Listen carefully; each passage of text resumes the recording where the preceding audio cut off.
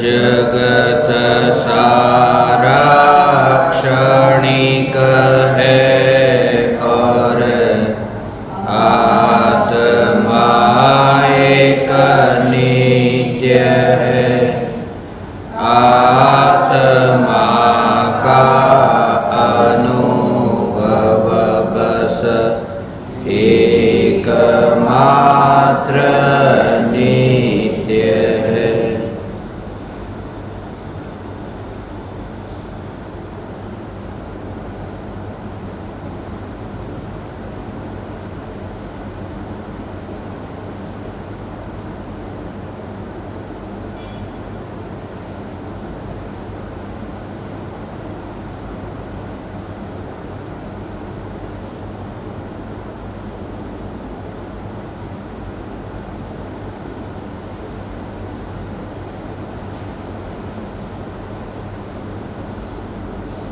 पहली शंका,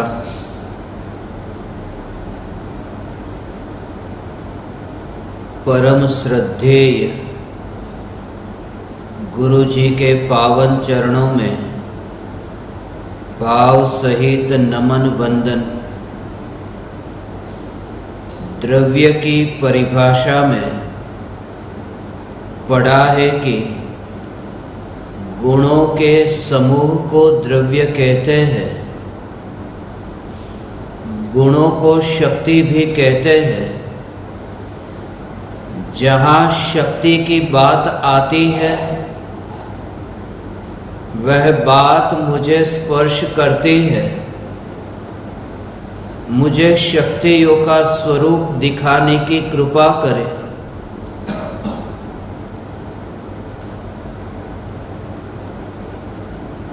कांति दुर्ग।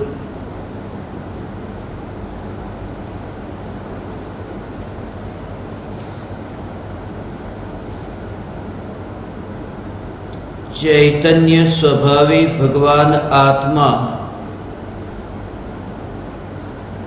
अनादि अनंत शुद्ध चैतन्य मात्र है, ज्ञान मात्र है। मैं शुद्ध चैतन्य मात्र, ज्ञान मात्र भगवान आत्मा हूँ। त्रिकाल शुद्ध चैतन्य परमात्मा हूँ। चैतन्य तत्व की निर्विकल्प अनुभूति होने पर ही आत्मा की अनंत शक्तियों का एहसास होता है। इसलिए क्योंकि जिस समय निर्विकल्प अनुभूति होते हैं उस निर्विकल्प अनुभूति के एक समय के पर्याय में अनंत गुणाधिपति यह चैतन्य परमात्मा अनुभव में तो आता है, परंतु अनुभूति की पर्याय में भी नहीं आता है। जिस भगवान आत्मा के एक समय के श्रद्धा गुण के पर्याय का ऐसा सामर्थ्य है कि एक समय की श्रद्धा गुण के पर्याय में आज तक जितने जीव सिद्ध हुए हैं, वर्तमान में हो रहे हैं और भविष्य में होंगे, ये त्रिकालवर्ती सिद्ध परमात्मा एक समय की श्रद्धा गुण की पर्याय में स्थापित होते हैं। श्रद्धा गुण के एक समय के पर्याय में जब अनंत सिद्ध परमात्मा विराजमान होते हैं तभी मुक्ति रूपी लक्ष्मी को प्राप्त करने के लिए उस मार्ग पर मंगलमय मंगलाचरण होता है। मोक्ष के मार्ग पर शुरुआत ही तब होती है अनंत सिद्धों को आमंत्रण दिया। जैसे कोई सम्राट हमारे घर पर आता हो तो हम अपने घर के आंगन को साफ करते हैं। जब सम्राट के लिए भी आंगन को साफ करते हैं तब अनंत सिद्ध परमात्मा आत्मा की श्रद्धा की पर्याय में विराजमान होने वाले हैं। तो उस श्रद्धा की पर्याय को निर्मल करने का भाव आज तक क्यों नहीं आया? जिस समय ये अनुभूति होती है मैं कभी सिद्ध परमात्मा होऊंगा, इस विचार से अनुभूति होगी ही नहीं। वर्तमान में संसारी हूं और कभी परमात्मा होऊंगा, ऐसे भाव से विकल्प ही विकल्प उत्पन्न होते हैं। ऐसे भाव से विकल्पों की तरंगें उठती रहती है और उन विकल्पों की तरंग में प्रति समय दुख का अनुभव करता रहता है। जिस समय चैतन्य सागर के शांत स्वरूप में डुबकी लगती है, अनंत गुणों की पर्याय द्रव्य का आश्रय लेती है, तो फिर तुम राग की दीवार के पड़ोसी हो यह भी तुम्हें पता नहीं। हे ज्ञान दीपक, मैं चैतन्य परमात्मा, मैं राग की दीवार का पड़ोसी, ऐसा विकल्प भी नहीं। वर्तमान में रागी हूं, भविष्य में वितरागी होऊंगा। जिस समय तुम्हारा यह तत्व विचार हो कि वर्तमान में मैं रागी हूं, तब तुम्हारा जोर पर्याय पर है। जो राग पर्याय में है, जो राग त्रिकाली ध्रुव न्यायक में मिला नहीं, जो राग एक समय की ज्ञान की पर्याय जिसमें राग प्रतिबिंबित होता है, त्रिकाली ध्रुव न्यायक परमात्मा, जिस परमात्मा में राग प्रतिबिंबित भी नहीं होता, ये न्यायक का स्वरूप समझना। एक समय के ज्ञान की पर्याय में राग का प्रतिबिंबित होना और त्रिकाली ध्रुव न्यायक में राग का प्रतिबिंब भी नहीं पड़ता, क्योंकि ये राग का जो प्रतिबिंबित होना है वह एक एक समय का ज्ञान का परिणमन है और त्रिकाली ध्रुव में परिणमन नहीं है। इसलिए परिणमन के साथ में यात्रा होगी तो आत्मा की शक्ति का एहसास नहीं होगा। वास्तव में अनुभूति के बिना एक भी शक्ति का पता नहीं, सिर्फ पड़ा है, अनुभूति नहीं। सिर्फ शास्त्रों में पढ़कर गुरु की पुकार को सुनकर सिर्फ कल्पना होती है।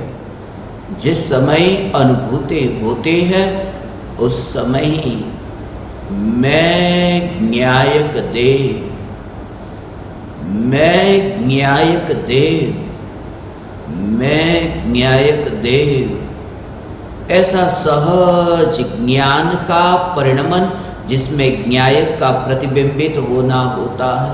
अकर्ता भाव ऐसे ही तो प्रकट होता है। अनुभूति हुई कि न्यायक जानने में आया, न्यायक जानने में आया, न्यायक को जाना नहीं, जानने में आया। जाना और जानने में आया ये फर्क है। जाना उसमें कुछ जानने के लिए किया, कुछ भी नहीं किया। ये सहज प्रतिबिंब के ज्ञान की पर्याय में न्यायक जानने में आया और एक समय की ज्ञान की पर्याय का ऐसा जो सहज परिणमन वहां अनुभव में आया। एक समय की ज्ञान की पर्याय जो न्यायक को जानने रूप सहज परिणमित होती है, विकल्पों को लेकर के नहीं, अनंत अनंत विकल्प जो भूतकाल में हुए थे, उन विकल्पों के साथ चिपकी हुई ये ज्ञान की पर्याय न्यायक का अनुभव करती हो, ऐसा नहीं। इसे ये न्यारापन समझ में आता है। भूतकाल के अनंत विकल्प ऐसा ज्ञान का स्वतंत्र सहज स्वरूप कि अनंत अनंत अनंत विकार के भाव ज्ञान की पर्याय में प्रतिबिंबित हुए, वो तो भूतकाल की बात है ना। ये स्वरूप समझना। भूतकाल में क्रोध का भाव, भूतकाल में मान माया लोभ का भाव जो उत्पन्न हुआ था, वो तो भूतकाल की ज्ञान की पर्याय थी। मगर जिस समय अनुभूति होती है तो उस समय तो वर्तमान की ज्ञान की पर्याय में न्यायक ऐसा भगवान आत्मा जानने में आया। तो उस समय ज्ञान की पर्याय का विषय वो क्रोधमान माया लोग तो नहीं बनाने। तो ऐसा ये ज्ञान जो एक समय की ज्ञान की पर्याय में भगवान आत्मा जानने में जब आया, तो भूतकाल के जो ज्ञेय, वो भूतकाल के ज्ञेय जो है वो वर्तमान में बाधा नहीं पहुंचाते। वे ज्ञेय क्रोधमान माया लोभ के विकारी भाव वर्तमान में जानने में आते, क्योंकि वर्तमान की पर्याय तो स्वतंत्र है।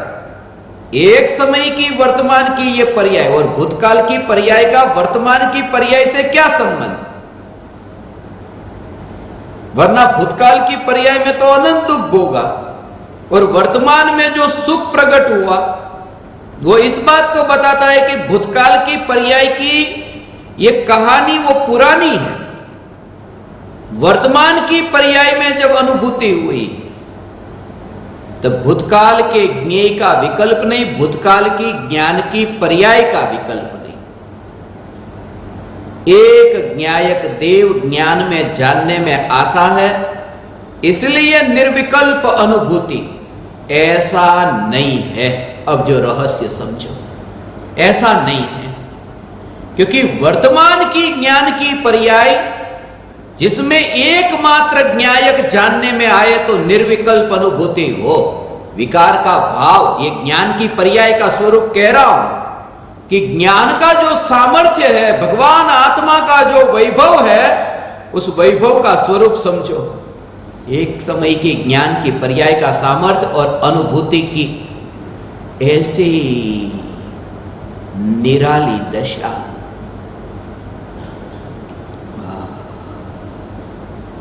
सामने कीचड़ है कि थोड़ी देर के लिए कीचड़ मेरे जानने में आ गया कि मैं जो मिठाई खा रहा हूं, ये मिठाई का जो स्वाद आता था वो स्वाद आता बंद हो गया, क्योंकि मेरे ज्ञान में वो मिठाई जानने में आ गई। बाधा पहुंची ने, कोई ऐसी बात कर दे खाते खाते कि किसी की मृत्यु हो गई, तो कहते अरे खाना खा लिया या नहीं खाया, पहले ये तो पूछ लेते। खाना खाने के बाद में उनको ये समाचार देते, वरना भूखे रहते, क्योंकि वो समाचार ऐसे उसके जानने में आए कि अब उसको वो जो स्वाद आता है वो स्वाद अब नहीं आएगा। ज्ञान में जानने में आया ना कुछ ऐसा। मैं ये कहता हूं कि एक घटना नहीं, एक मृत्यु नहीं, दो मृत्यु नहीं, अनंत मृत्यु ज्ञान में जानने में आए तो भी चैतन्य परमात्मा तत्व का जो अतीन्द्रिय आनंद का रस है, उस रस को चखने में एक समय के लिए भी किंचित भी बाधा नहीं पहुंचती। ऐसा ज्ञान का स्पष्ट प्रत्यक्ष स्वरूप है। ज्ञान में जानने में आए तो आए, मगर वो ज्ञान का न्यायक को जानने रूप जो परिणमन है उसमें रहस्य है। एक मृत्यु नहीं कही, अनंत मृत्यु, और अनंत मृत्यु भी एक की नहीं, अनंत की अनंत मृत्यु। ये ज्ञान में जानने में आए। केवली भगवान है ना, तो केवली भगवान के केवल ज्ञान में, जैसे महावीर भगवान के केवल ज्ञान में, ये ज्ञान की पर्याय, केवल ज्ञान की पर्याय में भूतकाल की मृत्यु जानने में आती है कि नहीं आती, और एक अपनी भूतकाल की नहीं और अनंत जीवों की मृत्यु ज्ञान में जानने में आती है कि नहीं। यह ज्ञान की पर्याय, वो जो ज्ञान में जब पदार्थ जानने में आता है और वो जो उसका रस आता था वो रस बंद हो गया कि अरे किसी की मृत्यु हुई ये पता चला, वो रस बंद हो गया, उसका कारण वो ज्ञान नहीं है, उसका कारण वो राग और द्वेष का विकार है। और केवली भगवान को राग द्वेष नहीं है, इसलिए लोकालोक, तीनों लोक में जितने भी जीव उनकी मृत्यु, तीनों काल की मृत्यु ये ज्ञान में जानने में आती है। अपने भी भूतकाल के अनंत विकार के भाव ज्ञान में प्रतिबिंबित होते हैं, फिर भी ज्ञान का न्यायक को जानने रूप जो परिणमन है और न्यायक की अनुभूति में कोई बाधा नहीं पहुंचती, अतीन्द्रिय अनंत सुख को भोगते हैं। ये कहता हूं कि ज्ञान में ज्ञेय कोई जानने में आए तो उस कारण से निराश होने की जरूरत नहीं। न्यायक का लक्ष्य हो तो कोई भी ज्ञेय और कोई भी ज्ञेय को जानने वाली ज्ञान की पर्याय, ज्ञान का परिणमन अनुभूति के अतीन्द्रिय आनंद के भोग में बाधक नहीं बनता है। ऐसा ये ज्ञान का स्वरूप। जिन्होंने ये प्रयोग किया हो उन्हें ही ये समझ में आ सकता है। प्रयोग के बिना ऊपर ऊपर से ये बात जाएगी भगवान जिनके अंतर में कि मैं चैतन्य परमात्मा एक समय की केवल ज्ञान की पर्याय का सामर्थ्य, वो सामर्थ्य सुना ने, एक समय की केवल ज्ञान की पर्याय।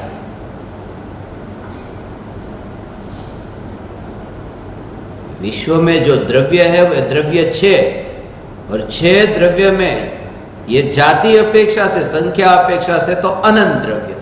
अब अनंत द्रव्य के अनंतानंत गुण, अनंतानंत पर्याय, ये सब एक साथ में एक समय की केवल ज्ञान की पर्याय में जानने में आना। और पहली एक समय की केवल ज्ञान की पर्याय में ये लोकालोक जानने में आया, त्रिकालवर्ती, ये लोकालोक जानने में आया। दूसरे समय की ज्ञान की पर्याय में त्रिकाल, ये लोकालोक ज्ञान में जानने में आया। ऐसी दूसरी पर्याय, तीसरी पर्याय, चौथी पर्याय, ऐसे भविष्य की अनंत पर्याय। और एक एक पर्याय में ये लोकालोक प्रतिबिंबित होता है। और ऐसा एक पर्याय, दूसरी पर्याय, तीसरी पर्याय, ऐसी पर्याय में लोकालोक प्रतिबिंबित होता है ऐसा नहीं। एक समय की केवल ज्ञान की पर्याय में अनंत केवल ज्ञान की पर्याय प्रतिबिंबित होती है।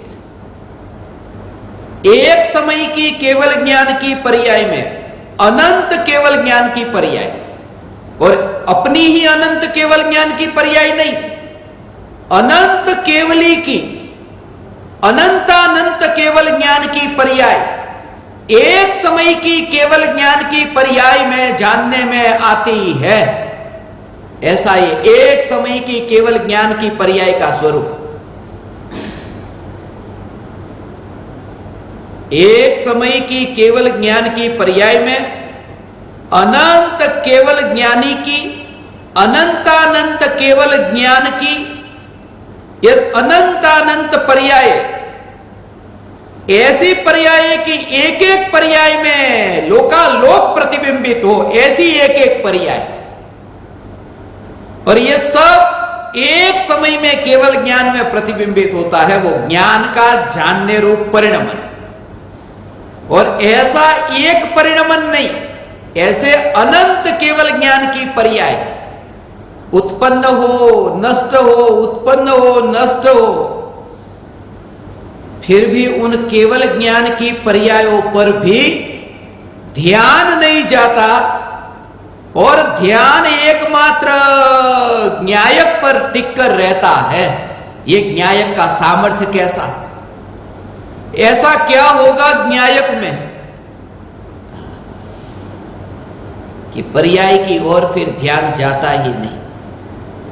उसके पीछे कारण यह है क्योंकि पर्याय जब न्यायक में ढली तब जो अनंत सुख को भोगा ना, ध्यान तो तब दूसरे विषयों की ओर भटके जब एक विषय में से संतोष न मिला, जब एक ही विषय में से पूर्ण रूप से सुख को न पाया हो, तो ध्यान कहीं ना कहीं यहां बैठ बैठ करके यदि थक गए तो ऐसा लगेगा चलो बाहर घूम करके आते हैं, थोड़ा घूम लिया तो ऐसा लगेगा चलो बैठ लेते हैं। ये जो यात्रा होती रहती है, एक जगह स्थिर नहीं, ध्यान भटकता ही रहता है। मगर जब न्यायक में ध्यान स्थिर हुआ फिर अनंत काल तक ध्यान स्थिर रहता है। क्यों? क्योंकि अनंत काल तक वहां दुख ही नहीं तो ध्यान पर में भटके क्यों? ऐसा ये न्यायक का स्वरूप है। वर्तमान में